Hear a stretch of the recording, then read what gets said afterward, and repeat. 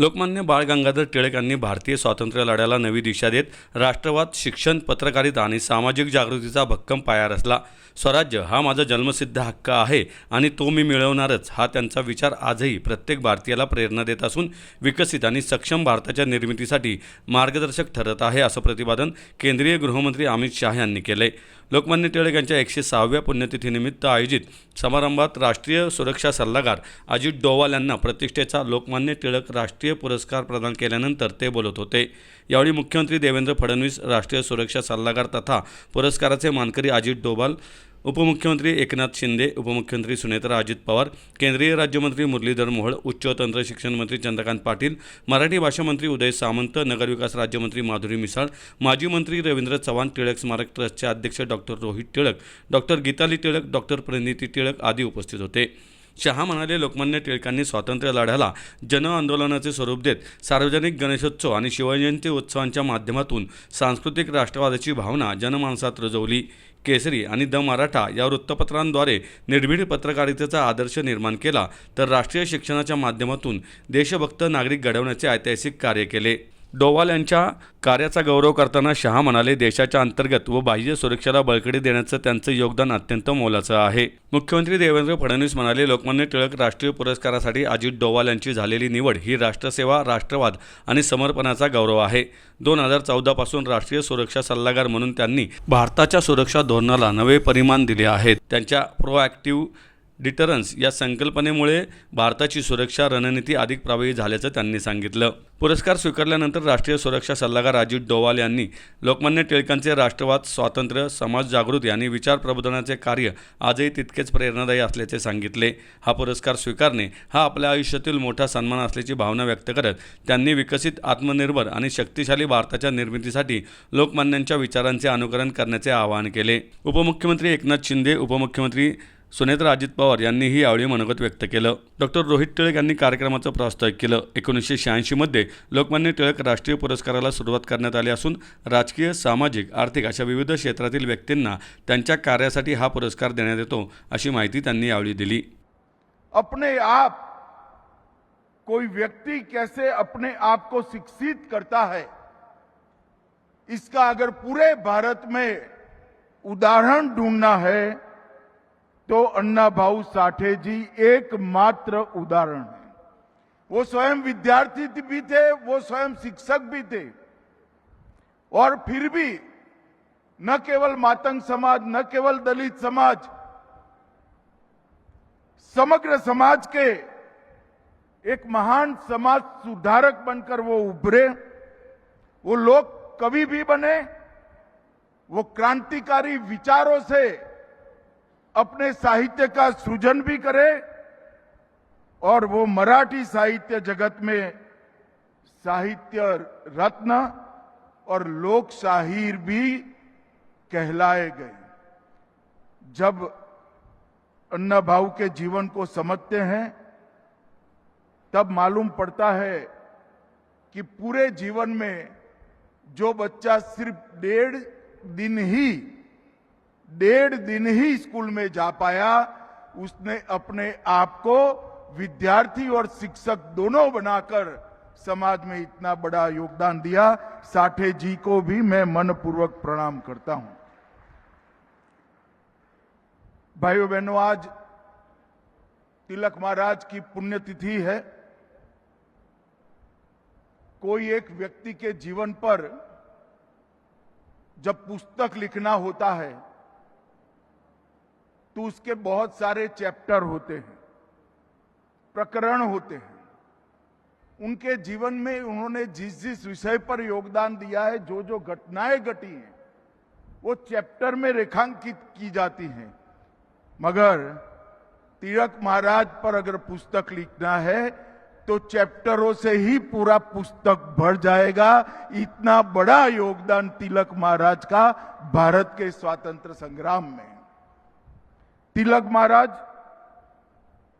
स्वातंत्र संग्राम को एक नई दिशा में, एक नया अर्थ देने के लिए उन्होंने एक महान उद्घोषणा की. स्वराज मेरा जन्मसिद्ध अधिकार है. इस देश की जनता को स्वराज कोई दे नहीं सकता। इस देश की जनता का यह अधिकार है और उसको हम प्राप्त कर रहेंगे। पुनेरी पगड़ी पहनकर जब वो गौरव के साथ वो बात बोले होंगे, मैं कई बार आंख बंद कर सोचता हूं कैसा दैदीप्यमान वो पल होगा जब उन्होंने अमर वाक्य घोषित किया होगा।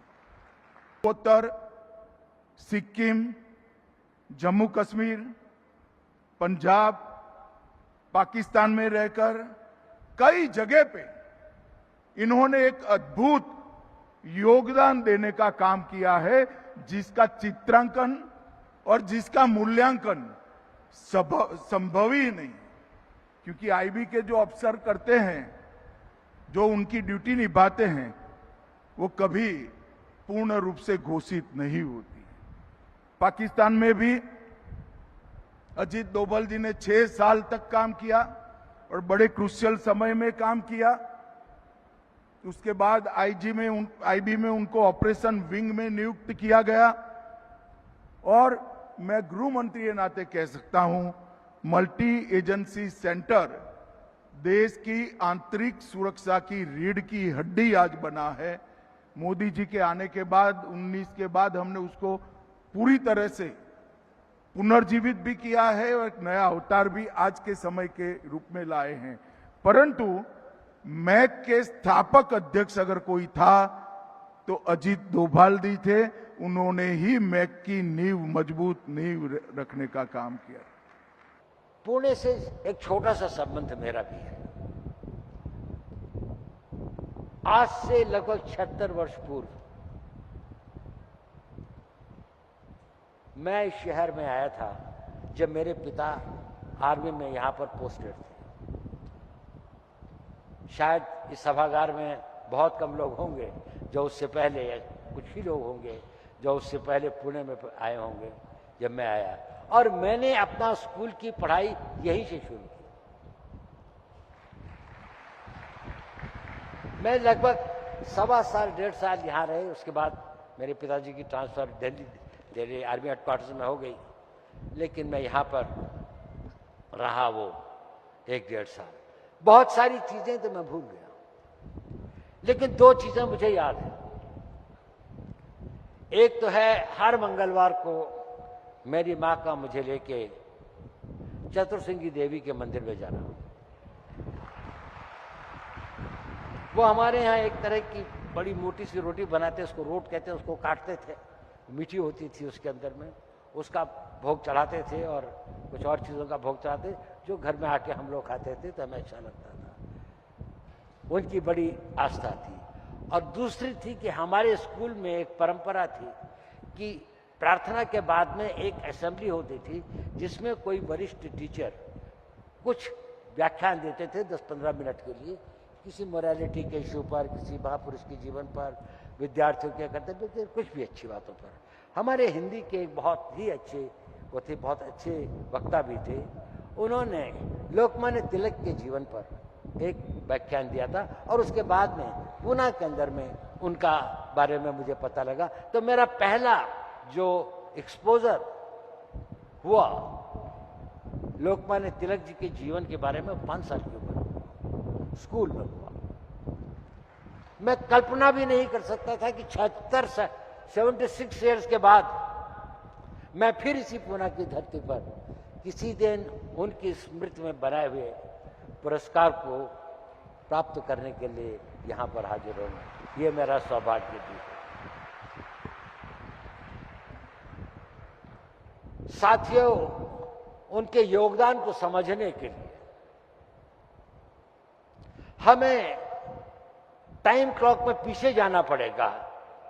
कैसा समय था, हल्की हल्की, अब कहते हैं बड़ी प्रॉब्लम्स थी, शायद ये नहीं था। आजकल के लोग जो अपने राइट्स की बात करते हैं उनको ये नहीं पता कि इन राइट्स को अगर हम मिसयूज करेंगे तो शायद जिन लोगों ने इन राइट्स के लिए अपना इतना सर्वस्व त्याग किया उनकी आत्मा को कितना कष्ट पहुंचेगा। हिंदी में पहला गद्य साहित्य में एक नाटक लिखा गया। उसका नाम था भारत दुर्दशा। 1850 में भारतेंदु हरिश्चंद्र, जिन्होंने हिंदी में गद्य लिखने की परंपरा शुरू की थी, उससे पहले पोइट्री थी, कविताएं लिखी जाती थी, साहित्य के अंदर में गद्य लिखने का वो नहीं था। एक दो पहले प्रयास हुए थे लेकिन वो कामयाब नहीं हुए। उसको यदि आप पढ़ें, उसमें उन्होंने एक चित्रण किया है कि भारत की क्या अवस्था थी, कितनी यातना थी, कितनी वेदना थी, कितना अत्याचार था, और उसके बाद भी किसी में आवाज उठाने की हिम्मत नहीं थी।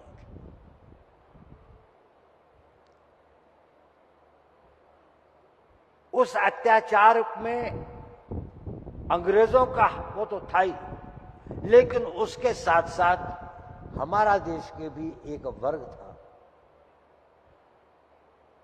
जो शायद इस बात को नहीं समझता था कि देश की स्वतंत्रता और उसके लिए वो अपने निजी स्वार्थों के लिए उसका अपोजिशन करते हैं या उसको स्वीकार करने को तैयार नहीं है। चाहे वो छोटे जमींदारी थी या रजवाड़े थे, ये थे, उन इलाकों में तो और भी अधिक होता। भारत की उस दुर्दशा के काल में देश के विभिन्न भागों में एक वो शुरू हुई, लेकिन एक सबसे बड़ी जो प्रारंभ हुई एक स्ट्रीम, वो महाराष्ट्र में थी, और जिसका नेतृत्व जो है वो लोकमान्य तिलक जी ने किया। उन्होंने केवल ये नारा नहीं दिया कि स्वराज मेरा जन्मसिद्ध अधिकार है और मैं इसे लेकर रहूंगा, ये उनका सिंहनाद था। ये एक नए इतिहास की रचना का एक बड़ा विजन था, और इसमें महत्वपूर्ण स्पष्ट ये तो था ही कि मैं स्वराज मेरा जन्मसिद्ध अधिकार है, उससे बड़ा जो वाक्य जो क्लॉज था वो ये था, और मैं इसे लेकर रहूंगा। ये धारणा जो थी उनकी, ये विश्वास जो था उनका, और ये मनोबल जो था उनका, वो चाहते थे कि देश के हर नागरिक का ऐसा ही मनोबल बने कि मैं इसे लेकर ही रहूंगा। हमें बताया गया है कि आज भी वो बात प्रासंगिक है। यदि अगर वो आज होते तो क्या कहते, तो हमें क्या नया स्लोगन देते, एक नया युद्ध घोष देते, तो शायद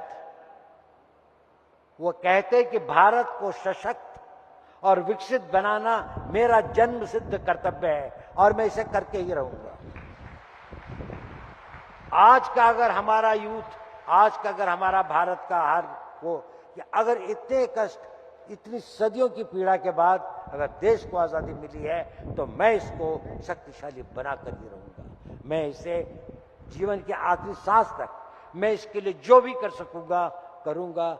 इस भावना को अगर आज हम अपने समाज में, अपने युवाओं में, अपने आने वाली पीढ़ियों में अगर वो कर सके, तो ये हमारा बहुत बड़ा कंट्रीब्यूशन होगा।